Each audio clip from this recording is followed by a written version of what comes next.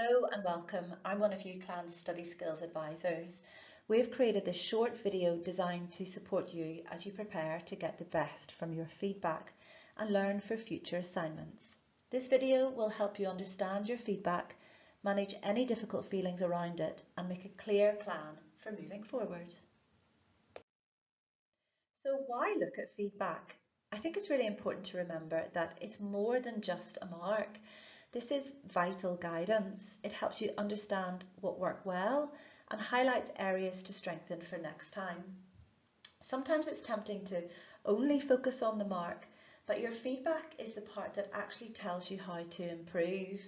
It's about helping you build on what you've done and to move forward. So it is normal to feel stuck. You might feel disappointed, frustrated, or unsure. But just to let you know, you're not alone. Many students feel this way. Feedback can be hard to read, especially when things haven't gone the way you'd hoped. It's completely normal to feel frustrated or discouraged. You're improving a piece of work, not starting from scratch. If you're doing a reassessment, don't forget this isn't about going back to square one. You're building on something that's already there, now with added insight.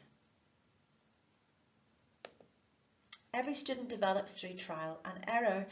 So growth in university study comes from testing out ideas, trying new approaches and learning what works. This is part of your learning journey.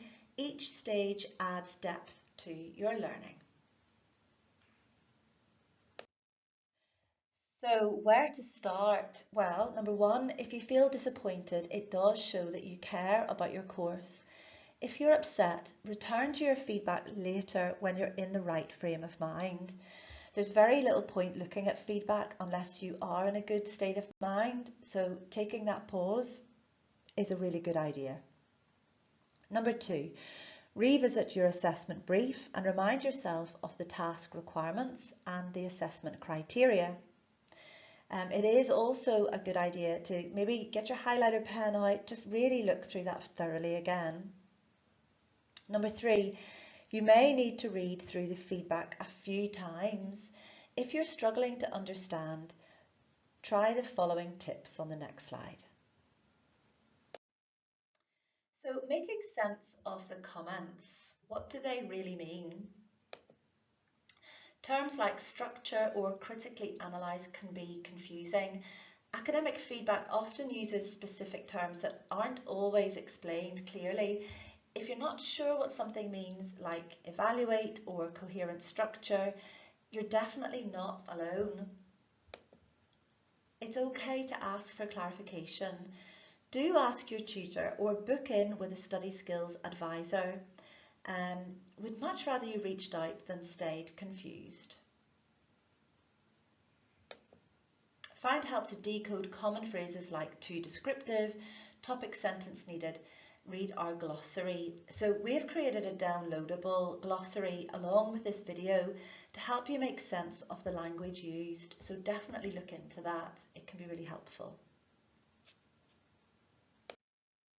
So these are some of the main things to be looking out for. Have I fully answered the question? Is my writing clear and well organised? Did I explain and evidence my points? And have I met the formatting or referencing requirements? These are the questions that might have been raised as an issue. Most feedback tends to focus on a few common themes. Maybe the assignment didn't fully answer the question, so go back to that question and check each paragraph. Does it still align with the question? Or maybe ideas weren't clearly linked. Maybe the evidence or examples needed more explanation. You might also be asked to improve formatting or referencing, so use these areas as a checklist to guide your revision. It helps make your action plan more specific and doable. So what do I do now? Well, this is where you start your action plan. So start by highlighting key feedback points. It's one thing to read feedback, but it's another to know what to do with it. Start by identifying 3 or 4 key pieces of advice from your marker. Turn each one into a practical action. So you ask, what can I actually do about this? For example, if you've been told to develop your argument, could you plan an extra few sentences in a paragraph that deepens your analysis? Break the task down into smaller steps. Now, you can use something called Goblin AI to do this. It's a really useful tool, definitely worth checking out. It helps to keep it simple and specific. Small changes often make big differences. Remember, you don't have to do this alone. Use your lecturer's office hours or email. Make sure you talk to friends or classmates to share ideas. It's always a good idea to do that. Access your university's academic skills support here, and I've included a little QR code, and there is our link. So here are some helpful things to remember. You're not starting from zero, you're building on experience, and this is a common part of the university journey. Improvement takes time and you're already making progress. Needing to revisit work is more common than you might think. It doesn't mean you're not capable, it means you're still learning, which is exactly what university is for. What matters most is that you're still in the game, willing to keep going and build from where you are. That takes strength, and it is something to be really proud of.